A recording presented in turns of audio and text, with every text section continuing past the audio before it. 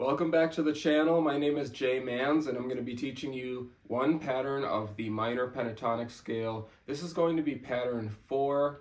Some teachers and some books call this pattern 1. You guys, it really doesn't matter what number you assign it to. As long as you know the order that these appear on the neck, you're going to be all good. Okay, so this scale pattern sounds like this.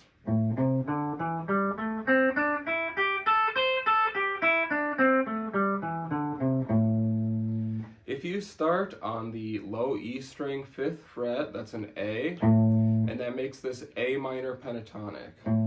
But if you started on another note, say a C, for example, on the 8th fret of the low E string,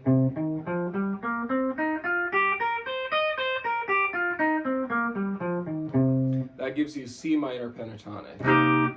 So in order to find the proper key, you want to start on the right note. And that's why you really want to know the names of these notes on the low string. I'm going to make another video on that as well. Okay, so that's pattern 4. Let's take a closer look at the fingering. Now the easiest way to do this is to look at your fingers, 1, 2, 3, 4, and align them with the frets themselves. So any note that's in the 5th fret will be played by my first finger. Any note in the 6th fret will be played by my second finger, so on and so forth, so that each finger is like assigned to a fret. Okay, when you play it that way, it's very easy because all your fingers are already kind of above the note that they need to play.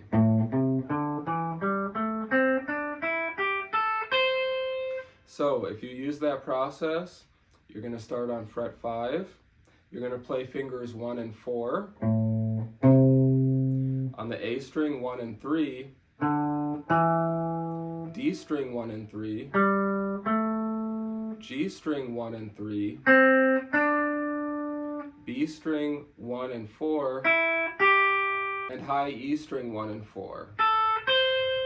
Just for clarity, I'm going to go over the fret numbers as well. So on the low E string, that would be frets 5 and 8, A string 5 and 7, D string 5 and 7, G string 5 and 7, B string 5 and 8, high E string 5 and 8. Okay. It is possible, and it's not uncommon for guitar players to rely more on fingers 1 and 3. So once you get this pattern down and you know where all the notes are, try giving it a shot with fingers 1 and 3. So 1 and 3 on every string actually. Now it's very important, you still have to play the same notes as before. This kind of gets away from the idea of aligning with the frets like I was talking about before. So they're two separate approaches. Okay, so keep in mind that this is movable. You can put it on any fret and play in any key. Of course, you want to get into more expressive phrases, dynamics, tone, interesting melodies. All that stuff is going to be addressed in future videos right here on the channel. But for now, just get that basic scale together. In the next video, I'm going to go over pattern 5, which is the next higher pattern, and you're going to see how to play that, and then ultimately how to connect these so you can start moving around the fretboard more freely. Okay, see you then.